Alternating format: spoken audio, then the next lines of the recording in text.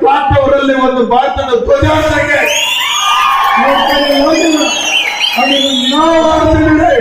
ನಮ್ಮ ಸರ್ಕಾರದಲ್ಲಿ ಕೆಲಸ ಮಾಡಿದ್ದೀವಿ.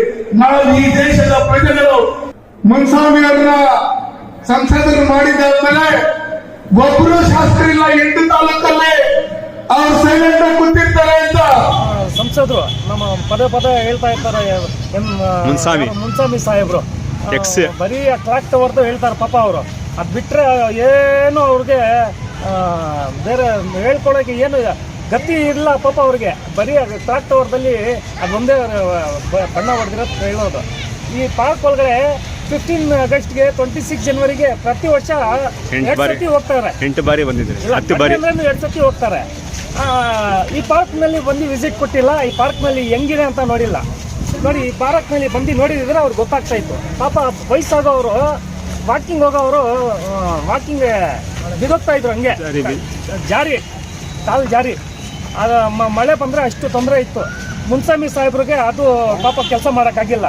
ಬರೀ ಕ್ಲಾಕ್ ಟವರ್ದು ಹೇಳ್ತಾರೆ. ಕ್ಲಾಕ್ ಟವರ್ದಲ್ಲಿ ಬರೀ ಬಣ್ಣ ಹೊಡೆದಿರೋದು 5 ವರ್ಷದಲ್ಲಿ ಅದು ಒಂದೇ ಉದಾಹರಣೆ ಅವ್ರಿಗೆ. ಬೇರೆ ಏನು ಅವ್ರಿಗೆ ಪಾಪ ಸಿಕ್ಕಿಲ್ಲ. ಅದ್ರಿಗೆ ಇವತ್ತು ನಮ್ಮ MLA ಸಾಹೇಬರು ಸಹಕಾರದಿಂದ 30 ಲಕ್ಷಕ್ಕಿಂತ ಹೆಚ್ಚಾಗಿ ಫಂಡ್ ಹಾಕಿ ಕೆಲಸ ಮಾಡಿದ್ದಾರೆ. ಇನ್ನೂ ಕಡಿಮೆ, ಇನ್ನು ಮುಂದೆ ಕೆಲಸ ಆಗಬೇಕು. MLA ಸಾಹೇಬರು ನಮಗೆ ನಂಬಿಕೆ ಕೊಟ್ಟಿದ್ದಾರೆ. ಮುಂದೆನೂ ನಿಮಗೆ ಫಂಡ್ ಹಾಕಿ ನಾನು ಮಾಡಿಕೊಡ್ತೀನಿ ಅಂತ ಹೇಳಿದ್ದಾರೆ. ಅದು ನನಗೆ ನಂಬಿಕೆನೂ ಇದೆ, ಕೆಲಸ ಮಾಡಿಕೊಡ್ತಾರೆ ಅಂತ ಹೇಳಿ. ಇವತ್ತು ನಾನು ನನ್ನ ಮನಸ್ಸಿಂದ MLA ಸಾಹೇಬ್ರಿಗೆ ಧನ್ಯವಾದ ಹೇಳ್ತೀನಿ. ಯಾಕಂದರೆ ಅವ್ರ ಮುಖಾಂತರ ನಮಗೆ ಹಲವಾರು ಕೆಲಸಗಳು ನನ್ನ ವಾರ್ಡದಲ್ಲಿ ಆಗಿದೆ. ಇದು ಪಾರ್ಕ್ ಮೇಲಿನೂ ಕಡಿಮೆ ಅಂದ್ರೂ 40 ಲಕ್ಷ ಫಂಡ್ ಹಾಕಿ ಕೆಲಸ ಮಾಡಿಕೊಟ್ಟಿದ್ದಾರೆ.